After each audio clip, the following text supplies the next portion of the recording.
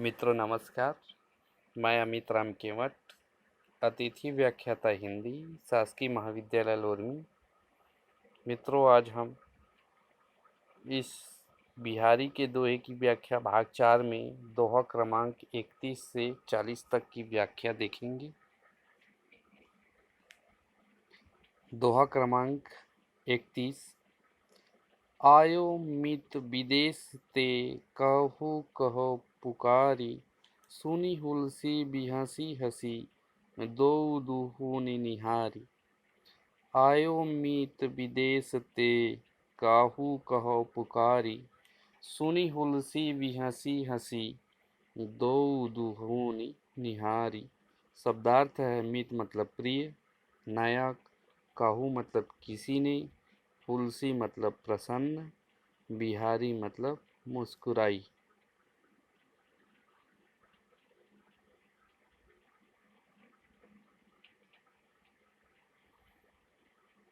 प्रसंग है किसी नायक की दो परकीय प्रेमिकाएं हैं। नायक दोनों को छोड़कर विदेश गया हुआ था। दोनों परकीय नायिकाओं को इस बात का ज्ञान ही नहीं था कि वे एक ही नायक से प्रेम करती है।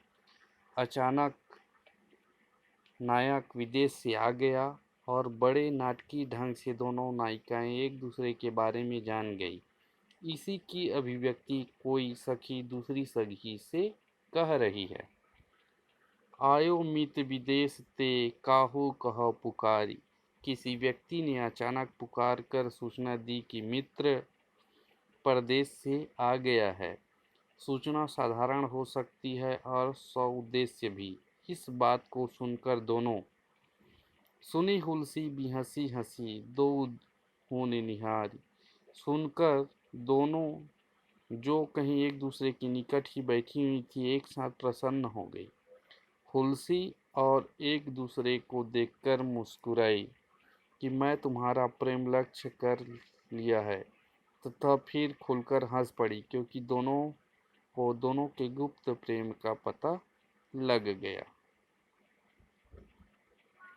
विशेष कवि ने हुलसने, बिहसने और मुस्कुराने की क्रमिक अवस्था का बड़ा मनोवैज्ञानिक चित्र आंका है। प्रिय आगमन को सुनकर एक साथ हुलसना स्वाभाविक था, किंतु इस हुलस को दोनों ने परस्पर लक्षित कर लिया, जिसका परिणाम निकला कि उनके होठों पर एक हल्की मुस्कुराहट आ गई। दोनों ही एक साथ ही मुस्कुराहट ने उनके अनुमान को पक्का कर दिया और दोनों एक दूसरे की बात को अच्छी तरह जान गई, जिसके स्वरूप उन्हें हंसी आ गई। प्रस्तुत पद में युक्ति, अनुमान, हुलसी हंसी भी हंसी में अनुमान अलंकार का प्रयोग हुआ है। दोहा क्रमांक 32। आवत जात न जानियत तेज ही तज सियरान, घर है जवाई लौपट घट्यो खरौ पूस दिन मान। आवत जात न जानियत तेज ही तज सियरान, घर है जवाई लौ घट्यो खरौ पूस दिन मान। शब्दार्थ है तेजही मतलब गर्मी, सियरान मतलब ठंडा, घर है जवाई मतलब घर का जवाई, वह दमाद जो स्वसुराल में ही निवास करने लग जाता है। प्रसंग है शीतकाल में पौष माह के दिन बहुत छोटे होते हैं तथा उसमें उष्णता नहीं होती। इसी कालम्बर रूप में वर्णन करता हुआ कवि घर जवाई के समान ही उसकी उपमा देकर कह रहा है। व्याख्या है पौष माह में दिन का मान बहुत कम हो गया है। उसी प्रकार जिस प्रकार घर जवाई का मान ससुराल में कम हो जाता है। आवत जात न जानियत तेजहि तज सियरान, घर है जवाई ल घट्यो घरौ खरौ पूस दिन मान। इस माह में दिन के आने और जाने का पता नहीं चलता। यह अपने तेज को उष्णता को त्याग कर ठंडा हो गया है। विशेष है पौष माह के दिन के घर जमाई के सम्मान से उपमा सटीक बड़ी सटीक बैठती है। दूर से आने वाले जवाई का आने और जाने का बड़ा शोर हो जाता है, इसलिए सबको पता रहता है। उसी प्रकार ग्रीष्मकाल में दिन सुबह से ही उष्णता बरसाना आरंभ कर देता है और संध्या तक बरसाता है। घर जवाई की तेजी व्याप्त हो जाती है। दिन में 20 बार आने जाने से कोई उसके आने जाने से आकर्षित भी नहीं होता। इस दोहे से बिहारी ने अपनी ससुराल मथुरावास के अनुभवों की झलक मिलती है। प्रस्तुत दोहे में श्लेष और उपमा जैसे अलंकारों का प्रयोग किया गया है। दोहा क्रमांक 33। इक भीजे चलते परे बहे हजार, कीते नाव गुण जग करे नै वह चढ़ती वार। इक भीजे चहले परे बूढ़े बहे हजार, कीते नाव गुण जग करे नै वह चढ़ती वार। भीजे मतलब भीग गए, चहले परे मतलब दलदल में फंस गए, अवगुण शरारत बदमाशी, नए मतलब नदी, नई मतलब नूतन, वह मतलब वायु। कवि नव विकसित युवावस्था की उमड़ती चढ़ती नदी से तुलना करता हुआ कहता है, चढ़ती जवानी युवावस्था और चढ़ती बरसात के पानी से कगार तोड़कर उमड़ती हुई नदी कितने अपराध नहीं करती, अर्थात बहुत से अपराध करती है। इस अवस्था चढ़ती जवानी और उमड़ती नदी में कितने ही भीग जाते हैं, गलत कदम उठा लेते हैं, कितने दलदल में डूब जाते हैं, अर्थात भयंकर अपराधों में फंस जाते हैं तथा सहस्त्रों डूब जाते हैं और सहस्त्रों बह जाते हैं। विशेष युवावस्था के पक्ष में भीगना, दलदल में फंसना, डूब जाना और बह जाना आदमी के विषय वासना में लिप्त हो जाना, पतित हो जाना और सर्वनाश को प्राप्त हो जाना की अभिव्यक्ति करते हैं। व्यय की अंधता में कितने अपराधों को जन्म मिल जाता है, यह व्यय को प्राप्त कर लेने पर ही पता चलता है। अलंकार काकु वक्रोक्ति और दीपक जैसे अलंकारों का सुंदर समन्वय हुआ है। दोहा क्रमांक 34। इस आवत उतजात चली, चली 6 सातक हाथ, चले हिंडोरे सी रहे, लगी उशासनी साथ। शब्दार्थ है, इत मतलब इधर, उत मतलब उधर, हिंडोरे मतलब झूला, उशासनी मतलब सांसों की। प्रसंग है, विहरा कुल नायिका की शरीर दुर्बलता का वर्णन एक सखी दूसरे सखी से कह रही है। व्याख्या है, वह नायिका विरह के कारण इतनी दुबली हो गई है कि सांस लेने और छोड़ने के कारण झूले पर चढ़े व्यक्ति की भांति 6 7 हाथ कभी इधर आती है और कभी उधर चली जाती है। इस आवत उतजात चली, चली 6 सातक हाथ, अर्थात जैसे सांस छोड़ती है 6 7 हाथ आगे खिसक जाती है और जैसे झूला धक्के के साथ आगे बढ़ता है और जब सांस वापस खींच लेती है तब वापस अपने स्थान पर 6 7 हाथ की दूरी पर पार करके आ जाती है। इस प्रकार सांस लेने या छोड़ने के नियमित क्रम को से उसका आगे बढ़ना और पीछे लौटने का एक क्रम बन गया है, जैसे झूला बन जाता है। विशेष है, यह दोहा ऊहात्मक के अंतर्गत वर्णित है और यह उनका उत्कृष्ट उदाहरण है। आचार्य रामचंद्र शुक्ल ने इस प्रकार के ऊहात्मक वर्णनों की कटु आलोचना करते हुए इस दोहे की नायिका को घड़ी के पेंडुलम की उपमा दी है। वस्तुतः इस दोहे में ऊहात्मकता है, पर उर्दू शायरी में इस प्रकार के प्रयोग और अधिक मिलते हैं, अतः बिहारी को इसके लिए दोषी नहीं ठहरा सकते। उस समय के काव्य धर्म की यह मांग थी। अक्युक्ति और अनुक्त विषया वस्तु प्रेक्षालंकारों का सुंदर समन्वय हुआ है। दोहा क्रमांक 35। इत ते उत उतते इते छिन्न कहूँ ठहराती, जक न परती चक्री भई, फिरी आवती फिरी जाती। इतते उतते इते छिन्न कहूँ ठहराती, जक न परती चक्री भई, फिरी आवत फिरी जाती।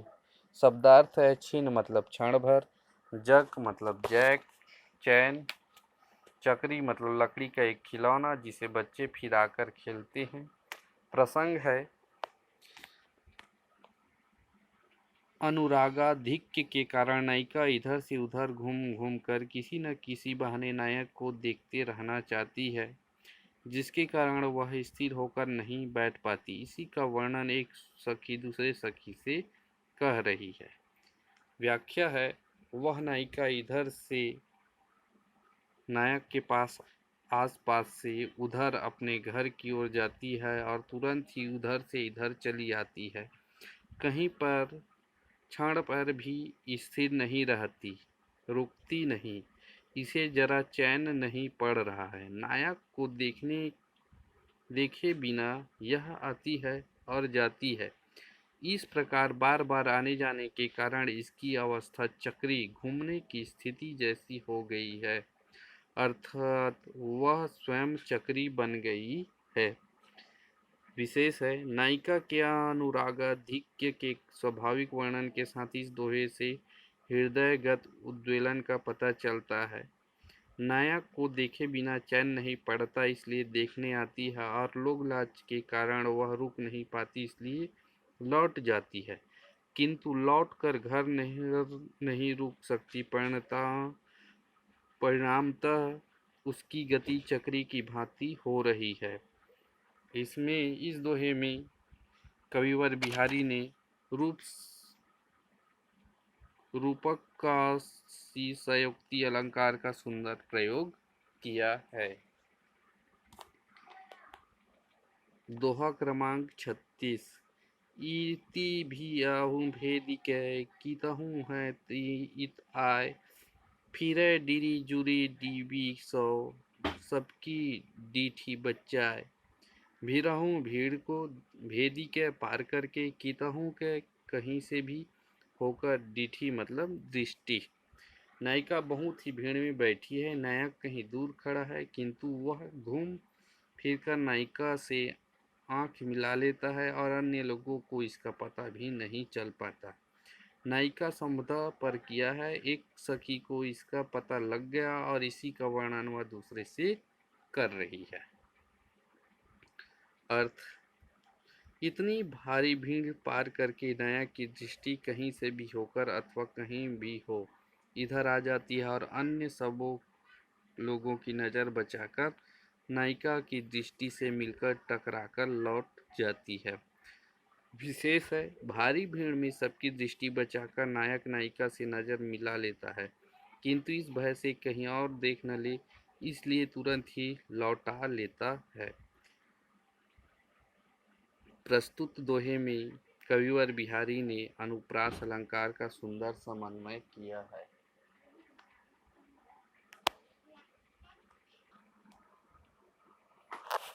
दोहा क्रमांक 37। इन दुखिया खियान को सुख सिरजोई नाही, देखत बने न देखते अनदेखे अकुलाही। इन दुखिया खियान को सुख सिरजोई नाही, देखत बने न देखते अनदेखे अकुलाही। सिरजोई मतलब सृजन, अनदेखे देखने पर, आकुलाही मतलब व्याकुल होती है। प्रसंग है विरह की उद्वेग दशा में नायिका अपनी व्यथा की अभिव्यक्ति करती हुई अपनी अंतरंग सखी से कह रही है, हे सखी, ये आंखें तो चीर दुखारी है, ऐसा लगता है कि इसके लिए सुख का सृजन ही नहीं हुआ। नायक के दिखाई देने पर संयोग के समय उसको देखा नहीं जाता। प्रेमाधिक्य के कारण ये अश्रुपूरित हो जाती है, अतः देखने में बाधा उपस्थित होती है, इसलिए उस समय भी व्याकुल रहती है और न देखने पर वियोग के समय तो व्याकुल रहती ही है। अतः संयोग और वियोग किसी भी अवस्था में सुख की प्राप्ति नहीं कर सकती। अलंकार विरोधाभास, देखे बने न देखते, काव्य, लिंग, विशेषोक्ति आदि अलंकारों का प्रयोग हुआ है। दोहा क्रमांक 38। इहि काटे मोह पाए कढ़ी, लीन्हि मरति जीवाय, प्रीति जनावत प्रीति सो, मीतु न काढ़्यो आय। इहि काटे सोम पाए कढ़ी, लीन्हि मरति लीजाय, प्रीति जनावत रीति सो, मीतु न काढ़्यो आय। मोह मतलब मेरे, भीति मतलब भय, मित मतलब मित्र। प्रसंग है, संवता नायक कुछ दिनों से नायिका से अप्रसन्न है, इसलिए नायिका को उसका स्पर्श नहीं मिल पाया।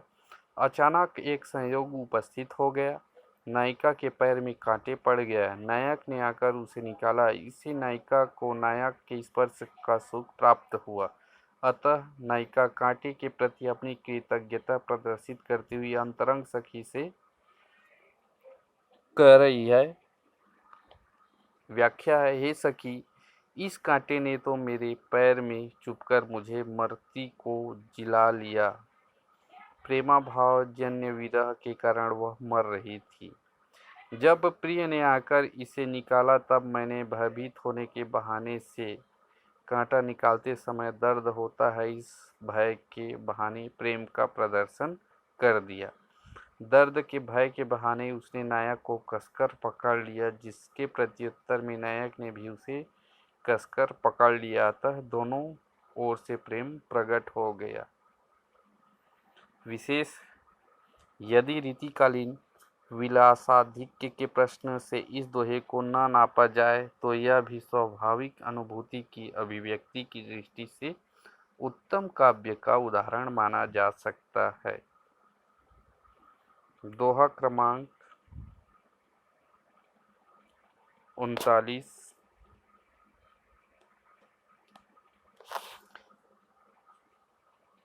इहि दई मोती गुथ, तू नथ गरबी निशांग, जिहि परिहे जग दृग ग्रसती, लसती हसती सीनाक।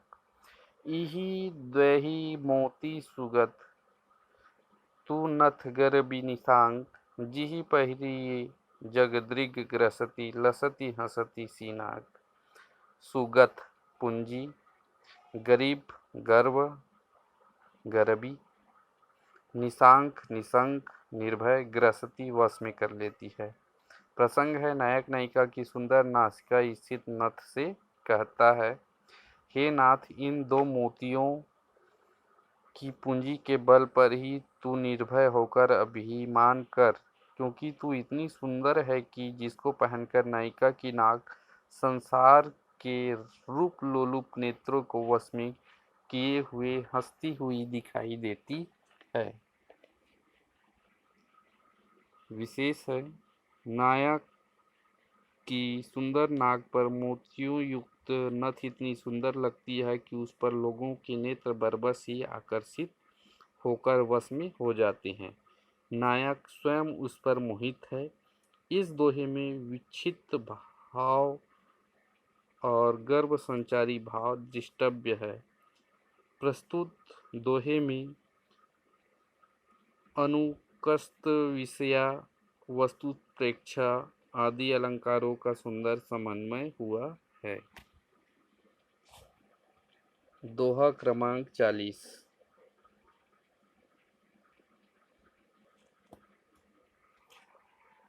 इहि बसंत न खरी यरी, गरम न शीतल बात, कही क्यों झलकते देखियति, पुलक पसीजत गात।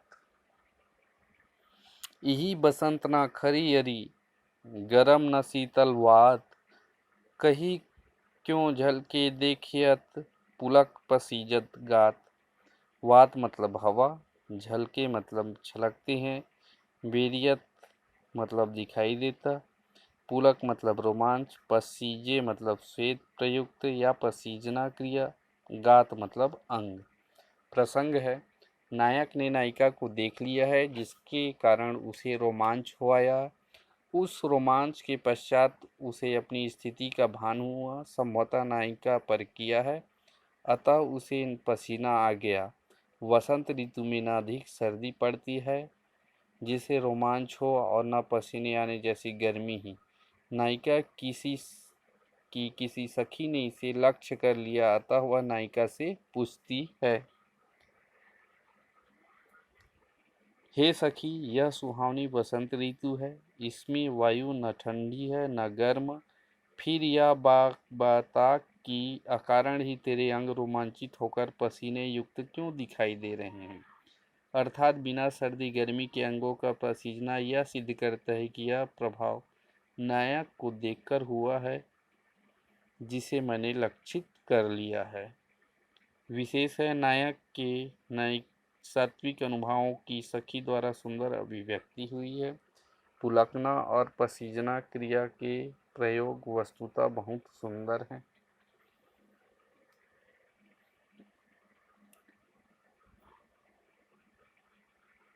गूढ़ और अनुमान में के द्वारा अलंकार का सुंदर प्रयोग हुआ है। मित्रों, यह था बिहारी के दोहे क्रमांक 31 से 40 तक की व्याख्या। आगे 41 से लेकर 50 तक की व्याख्या बिहारी की दोहे की व्याख्या भाग 5 में देखेंगे। मित्रों, नमस्कार, धन्यवाद।